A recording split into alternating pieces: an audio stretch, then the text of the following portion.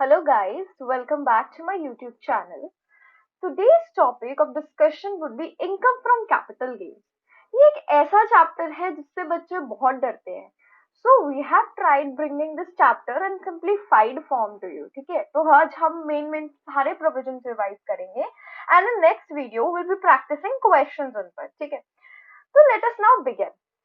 What is income from capital gain? तो सबसे पहले इम्पोर्टेंट चीज होती है हमें समझना कि कौन से इनकम को हम as an income from capital gain मानेंगे. ठीक है. तो देयर फोर प्री कंडीशन. देखो क्या बोल रहा है, there some preconditions which will have to be met. सबसे पहले there has to be a capital asset. ठीक है. अगर मुझे किसी इनकम को इनकम फ्रॉम कैपिटल एसेट मानना है तो there has to be a capital asset. Then there must be the transfer of the capital asset. समझ लो, ट्रांसफर होना चाहिए. We'll be understanding what is a capital asset, what is a transfer in later points. But first of all, there has to be a capital asset, then there has to be a transfer, and the transfer should have taken place in the relevant previous year. Okay? And there should be some loss or gain arising out of that transfer. Right? So these are the four preconditions. Now, हमने कहा कि capital asset होना चाहिए. अब हमारा मतलब क्या है कैपिटल एसेट से? देखो बच्चों, कैपिटल एसेट के हमारे पास में कोई पॉजिटिव लिस्ट तो है नहीं, तो हम लोग कैपिटल एसेट की नेगेटिव लिस्ट की बात कर लेते हैं, है ना. तो कैपिटल एसेट में आपका लैंड आ जाता है, आपका बिल्डिंग आ जाता है, ये सब आपके कैपिटल एसेट है. नाउ लेट अस अंडरस्टैंड कि क्या कैपिटल एसेट नहीं है. तो stock in trade. Stock in trade आपका कैपिटल एसेट नहीं है. सपोज आपके पास में ज्वेलरी है. ठीक है. अगर आप लोग वो ज्वेलरी जो है अपने दुकान में बेचने के लिए यूज कर रहे हो तो वो स्टॉक इन ट्रेड हो गई, वो आपका कैपिटल एसेट नहीं है. बट अगर वो ज्वेलरी आप घर पर रख रहे हो और पहनने के लिए यूज कर रहे हो तो वो आपका कैपिटल एसेट है. समझ रहे हो. स्टॉक इन ट्रेड के केस में वो आपकी बिजनेस इनकम बन जाएगी. Right. Next is the agricultural land is rural area. So if you're selling the agricultural land in rural area and some income is arising out of then that is an agriculture income which is completely income. The third important thing is personal effect and movable assets. So here we are talking about the personal assets. जैसे आपका refrigerator हो गया, आपका TV हो गया.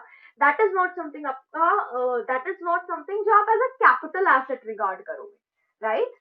And कुछ चीजें जो पर्सनल एसेट्स भी हैं but still they are counted as capital assets है jewellery, archaeological collection, drawings, paintings और any other work of art.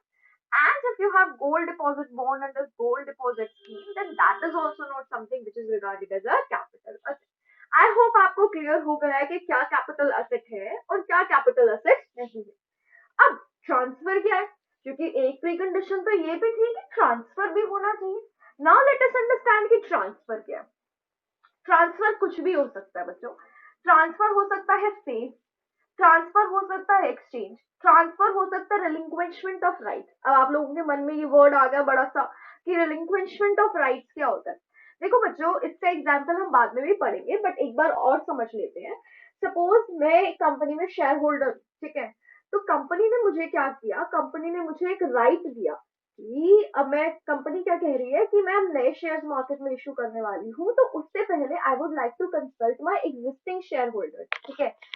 कि वो लोग मेरे शेयर खरीदना चाहते हैं नहीं. तो कंपनी ने क्या किया, मुझे राइट दिया कि तुम लोग 100 शेयर इस प्राइस पे खरीद सकते हो. राइट. तो मैंने क्या किया, उस राइट को अवेल करने की बजाय मैंने वो राइट किसी और को ट्रांसफर कर दिया. ठीक है. By charging commission from that person मैंने किसी बंदे को राइट ट्रांसफर कर दिया. तो ये transfer it is known as relinquishment of right. I have given up my rights to someone else. Right. तो ये रिलिंक्विशमेंट ऑफ राइट होता है. इससे हम डिटेल में आगे केसेस में पढ़ेंगे बट अभी के लिए इतना जान लीजिए. रिलिंक्विशमेंट ऑफ राइट, कंपल्सरी एक्विजिशन, इसको भी हम समझेंगे क्या होता है. जैसे सरकार का कोई प्रोजेक्ट है, राइट, गवर्नमेंट का कोई प्रोजेक्ट है और गवर्नमेंट उस प्रोजेक्ट पे कोई जमीन चाहिए और वो जमीन को आप ओन कर रहे हो, तो गवर्नमेंट आपको कुछ कंपनसेशन देके वो जमीन आपसे खरीद लेगी. ठीक है. Conversion of capital assets into stock in trade, जैसे अभी हमने ज्वेलरी का एग्जांपल लिया था. क्या लिया था हमने कि if I am utilising jewellery मेरे खुद के पहनने के लिए, तो वो कैपिटल एसेट है. और अगर मैं ज्वेलरी को दुकान में रख के बेचना शुरू कर दूं तो वो मेरा स्टॉक इन ट्रेड बन जाएगा. तो that is also something which we regard as transfer. Redemption of zero coupon bond is something also we regard as transfer. Right. I hope आपको क्लियर हो गया कि कैपिटल एसेट क्या है और ट्रांसफर क्या है. Now it it is important for us to know that whatever gains we are occurring, whether they're short term or long term capital gain. क्यों important है हमारे लिए ये जानना? Because long term और short term capital gain ये different rates पे tax होते हैं. They're not taxed at uniform rates. So it is important for us to understand, right? In few assets, the time period for judgment will be 12 months. In few assets, the time period for judgment will be 24 months. And in few assets, the time period for judgment will be 36 months. Right? Now, the assets in which the time period is 12 months, they are all listed securities. आपके listed company के equity share, preference shares, debentures, bonds सब आ जाते हैं इसमें. फिर आपके zero coupon bonds, फिर आपकी equity oriented mutual funds, यानी जो जिनका मेजर पोर्शन इक्विटी में इन्वेस्टेड होता है, यूनिट्स ऑफ यूटीआई. तो ये मेरे पास में आ जाता है 12 मंथ्स की duration. Next is 24 months. 24 months में क्या आता है? आपके unlisted securities except for debentures. Unlisted debentures would fall in the category of the 36 months. Remember this is something to be noted that your unlisted debentures, they are going to be falling part of the 36 months wala category, right? And your immovable property, आपका land, आपका building, so these are immovable property, ये सब भी आपका 24 months की category में आ जाते हैं. Remaining assets, be it jewelry, ठीक है, unlisted debentures, they will form part of the 36 months वाला category. I hope you're understanding कि अगर 20 से 12 months से यहाँ पे ज्यादा exceed किया तो वो long term का part बन जाएगा. 24 मंथ से इस केस में ज्यादा एक्सीड किया तो वो लॉन्ग टर्म का पार्ट बन जाएगा. 36 मंथ से यहाँ पे ज्यादा एक्सीड किया तो वो लॉन्ग टर्म का पार्ट बन जाएगा. एंड डेप्रिशिएबल एसेट्स जो होते हैं always and always short term. Remember this is something which is to be noted, duly noted, कि जो आपके डेप्रिशिएबल एसेट्स होते हैं they always form part of your long term assets, right? Now the other important thing is how do I compute the capital gain. अब हम capital gain को compute कैसे करेंगे? देखो, कैपिटल गेन को कंप्यूट करना is very simple, very easy. कैसे करते हैं? सबसे पहले we take into consideration the full value of consideration, then we subtract the cost of acquisition, then we subtract the cost of improvement, then we subtract the cost of expenses. अब इसको समझते हैं जरा. आई नो अभी किसी को समझ नहीं आया होगा मैंने क्या बोल दिया. देखो, जब भी हम कोई एसेट बेचते हैं, ठीक है, सपोज मैंने अपनी सपोज मैंने कोई बिजनेस बेचा, मैंने उसको बेच दिया 30 लाख रुपए में, आई सोल्ड इट, ठीक है, मैंने कुछ बेचा, सपोज ज्वेलरी का एग्जांपल ले लेते हैं ना. तो मैंने क्या किया, मैंने अपनी ज्वेलरी बेच दी 30 लाख रुपए में, तो that becomes my full value of consideration. अब ये पूरा का पूरा तो मेरा प्रॉफिट नहीं है, क्योंकि मैंने ज्वेलरी एक्वायर भी तो की होगी, उसका कॉस्ट ऑफ एक्विजिशन भी तो कुछ होगा, तो कॉस्ट ऑफ एक्विजिशन मैंने माइनस कर दिया. क्या पता मैंने ज्वेलरी को बीच बीच में पॉलिश करवाया उसकी क्वालिटी इंप्रूव करवाने के लिए, तो that becomes my cost of improvement. And cost of improvement को सिर्फ तभी कंसीडर करना है जब कॉस्ट ऑफ इंप्रूवमेंट पोस्ट अप्रैल 2001 के बाद हुई हो. उससे पहले अगर कोई कॉस्ट ऑफ इंप्रूवमेंट है तो उसका वैल्यू निल होगा, जीरो होगा. याद रखना है बच्चों कि उसका वैल्यू निल होगा, जीरो होगा, राइट? उसके बाद कॉस्ट ऑफ एक्सपेंसेस. अब ज्वेलरी को बेचने में सपोज मैंने बीच में किसी ज्वेलर को रखा तो उसका भी कमीशन देना पड़ा होगा मुझे, तो दैट बिकम्स मेरा cost of expenses, right? So that would also be subtracted because then I will get my capital gain. अब देयर कम्स अ टर्म कि लॉन्ग टर्म कैपिटल गेन में we get the benefit of the indexation. अब ये indexation किसका नाम है, जरा इसको भी समझ लेते हैं. सपोज मैंने ज्वेलरी खरीदी थी 2002 में, राइट? और उसका कॉस्ट ऑफ एक्विजिशन उस टाइम था सिर्फ 2 लाख रुपए, ठीक है, अज्यूम कर लेते हैं. और मैं आज उसको बेच रही हूँ 2019-20 में. ये तो गलत बात नहीं होगी, क्योंकि मेरी ज्वेलरी तो मैंने उस टाइम पे खरीदी थी, उस टाइम पे महंगाई थोड़ी ना था भाई साहब. तो आप जब मुझे बेनिफिट दे रहे हो तो आपको तो मुझे प्रेजेंट वैल्यू के हिसाब से बेनिफिट देना चाहिए. तो हम लोग क्या करेंगे, जो ज्वेलरी का उस टाइम का कॉस्ट ऑफ एक्विजिशन है उसको प्रेजेंट वैल्यू के साथ लाएंगे, तो वो होता है मेरा इंडेक्सेशन. तो लॉन्ग टर्म कैपिटल गेन के केस में cost of acquisition and cost of improvement को हम इंडेक्स करते हैं. अब इंडेक्सेशन का फॉर्मूला कैसे बनता है, देखो कैसे लिखेंगे. जो भी आपका कॉस्ट है, ठीक है, जो भी आपका कॉस्ट है इनटू में करेंगे हम ट्रांसफर ईयर, जिस साल आपने ट्रांसफर किया, अपॉन में एक्विजिशन ईयर, राइट? अपॉन में एक्विजिशन ईयर का CI, राइट? अब हमें इंडेक्सेशन का बेनिफिट कब कब नहीं मिलता है, अब हमें समझना है कि हमें इंडेक्सेशन का बेनिफिट कब कब नहीं मिलता है। इंडेक्सेशन का बेनिफिट हमें तब नहीं मिलता है when we are dealing with bonds, when we are dealing with debentures, when we are dealing with the depreciable assets, when we are dealing with the equity shares, when we are dealing with the equity oriented mutual funds, when we are dealing with the shares purchased in Indian company by utilizing convertible foreign exchange। तो उस case में हमें indexation का benefit नहीं मिलता है। Now there are few transactions जिनको हम ट्रांसफर नहीं मानते हैं, बट वो ट्रांसफर की तरह लगती है, ठीक है। Although we have a long list of such transaction, but we will be looking at some relevant transactions. The first transaction which is relevant to us from the point of view of solving question is when capital asset is transferred by the means of gift, inheritance and will। अब suppose आपके पिताजी ने आपको कोई property दी, ठीक है, तो वो ट्रांसफर नहीं है, बट अगर आप वो प्रॉपर्टी सेल करते हो then it becomes the transfer. Conversion of debentures and preference shares into equity shares, तो अगर आप प्रेफरेंस डिबेंचर्स को प्रेफरेंस शेयर्स को इक्विटी शेयर्स में कन्वर्ट करा रहे हो तो वो आपका ट्रांसफर नहीं है, but however if you sell those equity shares so that becomes the transfer for you। Distribution of capital assets on the partition of the Hindu undivided family, ये आपका ट्रांसफर नहीं है।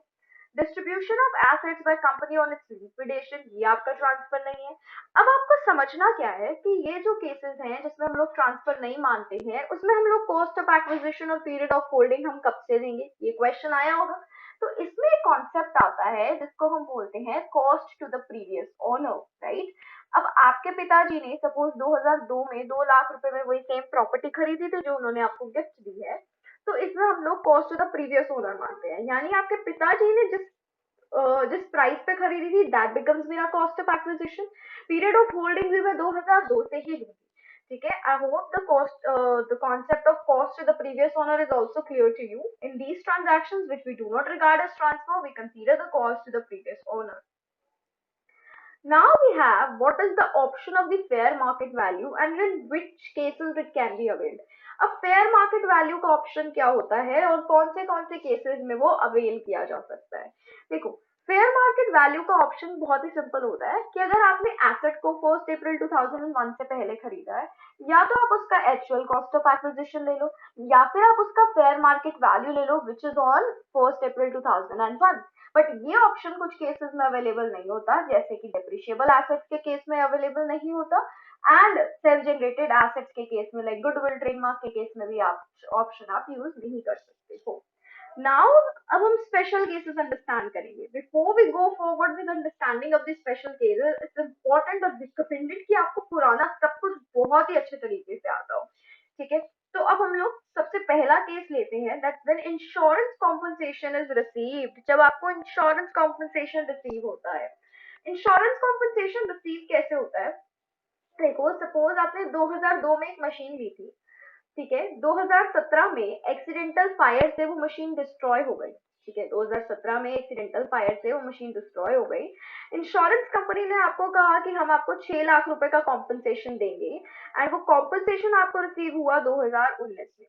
तो बताओ इसमें ट्रांसफर ईयर क्या है, इसमें कैपिटल गेन वाला ईयर क्या है और इसमें फुल वैल्यू ऑफ कंसिडरेशन क्या है। फुल वैल्यू ऑफ कंसिडरेशन तो कंपनसेशन सो रिसीव यानी 6 लाख रुपए, दैट इज मेरा full value of consideration. Year of transfer क्योंकि क्यों जरूरत है, इंडेक्सेशन करने के लिए, ठीक है।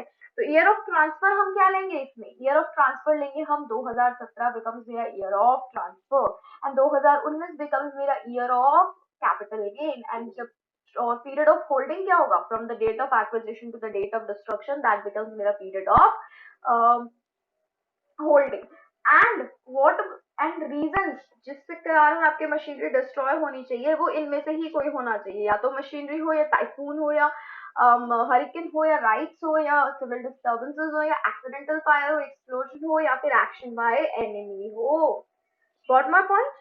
Now let's move to the next thing, which is when compulsory acquisition is made by the government, right? So this is the case of the compulsory acquisition by the government। अब जब सरकार compulsory acquisition करती है तो हमें क्या करना होता है, देखो गवर्नमेंट का किसी कोई प्रोजेक्ट है और आपकी जमीन उसमें बाधा बन रही है तो गवर्नमेंट ने compulsory acquisition किया। अब सपोज गवर्नमेंट ने कंपल्सरी एक्विजिशन किया 2017 में, ठीक है। गवर्नमेंट ने कॉम्पनसेशन आपको कुछ प्रॉमिस किया, सपोज 16 लाख रुपए का कॉम्पनसेशन गवर्नमेंट ने आपको प्रॉमिस किया। गवर्नमेंट उसमें से आपको 8 लाख 2019 में पे कर रही है, ठीक है, गवर्नमेंट आपको 8 लाख उसमें से 2019 में पे कर रही है, तो आपका ईयर ऑफ ट्रांसफर कौन सा होगा? आपका year of transfer would be, जब 2017 में सरकार ने एक्वायर किया था, that would be my year of transfer. What will be your year of capital gain? Your year of capital gain will be 2019 when you're receiving the first installment. It's immaterial for us if you're receiving the amount wholly or partly. आपके लिए ये immaterial है, इस बात से आपको कोई फर्क नहीं पड़ता. जिस साल भी आप रिसीव करोगे, in that particular year ही आपका capital gain tax होगा, ठीक है. What is full value of consideration here? The promised compensation. What is the period of holding here? From the date of acquisition to the date when the acquisition was made by the government. In case आपको लगता है कि 16 लाख रुपए तो मेरी जमीन के हिसाब से बहुत कम है, आप कोर्ट में केस करते हो एंड आपका कॉम्पनसेशन रिवाइज होके 18 लाख पे आ जाता है, तो अब गवर्नमेंट ने आपका कॉम्पनसेशन एनहांस कर दिया 2 लाख रुपए से, अब आपको एनहांस कॉम्पनसेशन मिलेगा. एनहांस कॉम्पनसेशन के केस में जो आपका क्या होता है, कॉस्ट ऑफ एक्विजिशन होता है एंड कॉस्ट ऑफ इम्प्रूवमेंट होता है, वो निल होता है. क्यों क्यों नहीं होगा? ऑब्वियस सी बात है, क्योंकि आपको डबल डबल बेनिफिट थोड़ी ना देंगे. इनिशियल कॉम्पनसेशन में आप सब्ट्रैक्ट कर तो चुके हो, अब वापस से हम आपको क्यों सब्ट्रैक्ट करने देंगे, right? Next is when capital asset is converted into stock in trade. ये बड़ा ही इंपॉर्टेंट और प्यारा सा केस है, इसको समझो. अब सपोज आपके पास में ज्वेलरी है, ठीक है, आपके पास में ज्वेलरी है. ज्वेलरी जो है आपके पास में, अब आप जब तक उसको घर पे पहन रहे थे, वो आपका क्या थी? कैपिटल असेट थी. जैसे ही आपने उसको स्टॉक इन ट्रेड में कन्वर्ट कर दिया है, जैसे ही दुकान में रख के बेचना शुरू कर दिया, वो स्टॉक इन ट्रेड हो गया. अब 2017 में आपने दुकान खोली, 2019 में आपका वो जो ज्वेलरी था वो जाके बिक गई, राइट? 2019 में वो ज्वेलरी जाके बिकी है आपकी. तो इसको समझते हैं ऐसे, जिस साल मैंने कन्वर्ट किया दैट इज मेरा डेट ऑफ ट्रांसफर. जिस साल मैंने कन्वर्ट किया दैट इज मेरा date of transfer. Full value of consideration will be the fair market value as on that date of transfer, ठीक है. ओके जी. 2019 में when I have sold that stock in trade, when I have sold that stock in trade, that time मेरा capital asset, that time मैं मानूंगी कि मुझे मेरा capital gain हुआ है.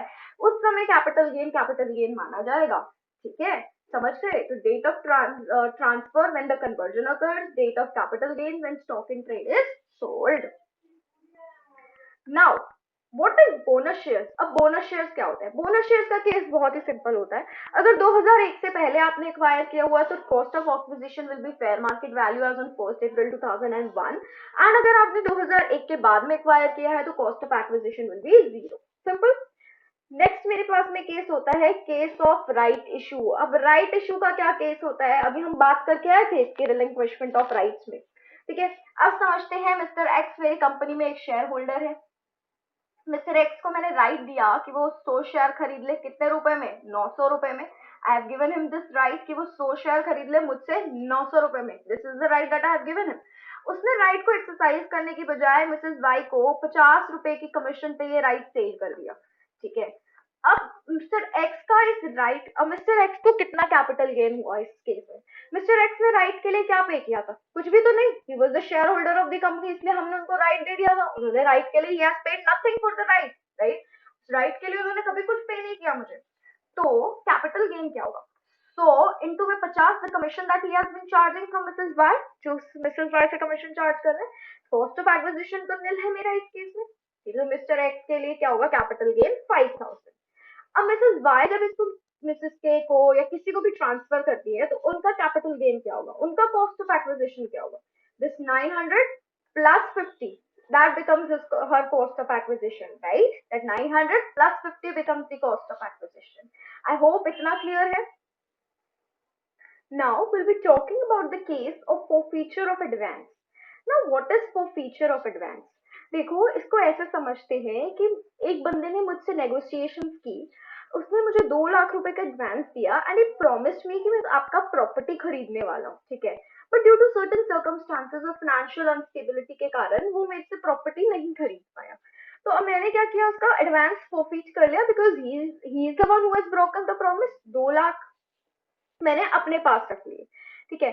अगर ये सब 2013-14 या उससे पहले हुआ है, ये सब 2013-14 या उससे पहले हुआ है, then in those circumstances it will become taxable when that property will be transferred. Right, and it will be deducted from the cost of acquisition. तो उस टाइम पे हम इसको कॉस्ट ऑफ एक्विजिशन में से माइनस कर देंगे।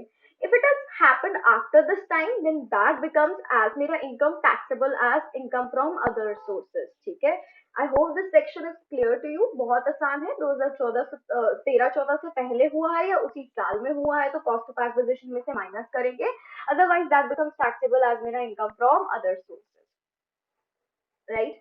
Now, conversion of debentures into equity shares. However, we do not regard this transaction as transfer. हम इस transaction को transfer मानते भी नहीं है, ठीक है? पर जब equity shares हम किसी और को transfer करेंगे आगे, जब equity shares किसी और को transfer करेंगे तो transfer होगा, ठीक है? तो उस केस में हमारा cost of acquisition क्या होगा and what will be our period of holding? तो बहुत ही simple है।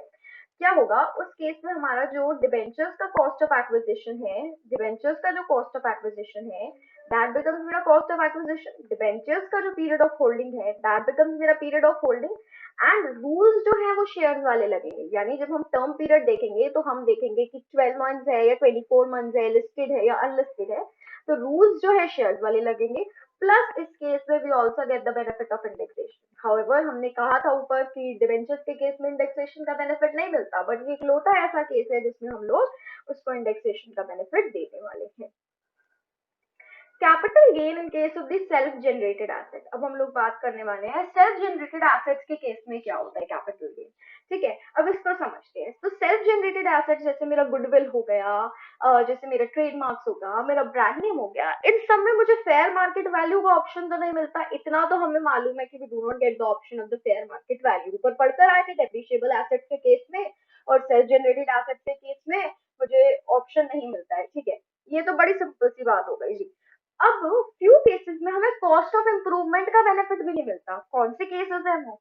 जब हम गुडविल की बात करते हैं, जब हम राइट टू मैन्युफैक्चर की बात करते हैं, जब हम right to carry forward the business की और प्रोफेशन की बात करते हैं, in those cases we do not even get the benefit of the cost of improvement. Cost of acquisition तो जीरो है ही बिकॉज सेल्फ जनरेटेड एसेट है, तो कॉस्ट ऑफ इम्प्रूवमेंट का भी बेनिफिट मुझे इसमें नहीं मिलता है। नेक्स्ट मेरे पास में आता है when partner brings capital assets to the firm. अब पार्टनर के पास कैपिटल कैश में देने को नहीं है तो वो अपने घर का कोई एसेट उठा के ले आता है। तो उस केस में क्या होता है, फुल वैल्यू ऑफ कंसिडरेशन क्या होता है, whatever value is recorded in the books of account that becomes the full value of consideration for my partner. अब फर्म डिसॉल्व हो रही है। नेक्स्ट पॉइंट क्या है, when firm gives capital assets to the partner. अब firm dissolve हो रही है, अब फर्म पार्टनर को कैपिटल एसेट्स दे रही है। ठीक है, तो what will be the full value of consideration? Full value of consideration will be the fair market value as on the date of the transfer. Over. Now, other important case is capital gain in case of the depreciable assets.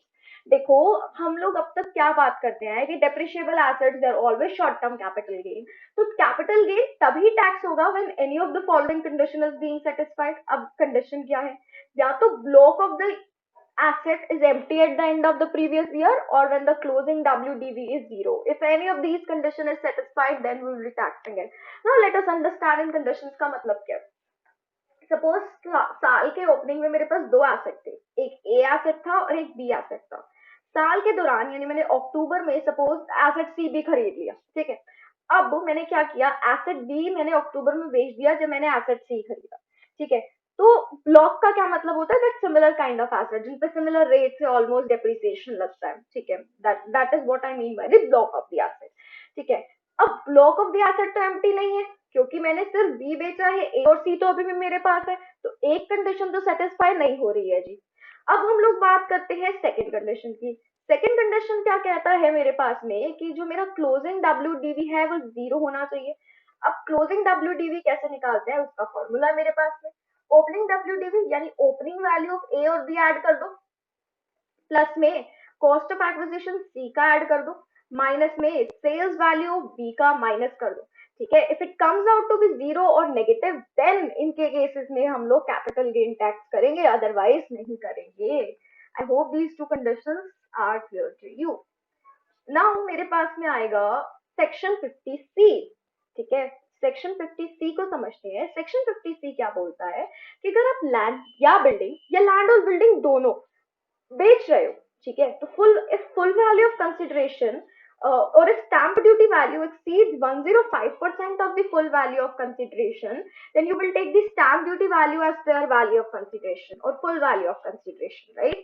But आपको लगता है कि नहीं, ये तो stamp duty value में झोल है, स्टैम्प ड्यूटी वैल्यू ज्यादा दिखा रखी है, मेरे से ज्यादा टैक्स लिया जा रहा है, तो आप जाते हो असेसिंग ऑफिसर के पास, असेसिंग ऑफिसर जाता है वैल्यूएशन ऑफिसर के पास, वैल्यूएशन ऑफिसर को अगर लगता है कि नहीं बंदा तो सही कह रहा है, stamp duty value is far far higher than the fair market value, बंदा तो सही कह रहा है, तो आपको फायदा मिल गया, ठीक है, तो आपको उस केस में फायदा मिल जाएगा।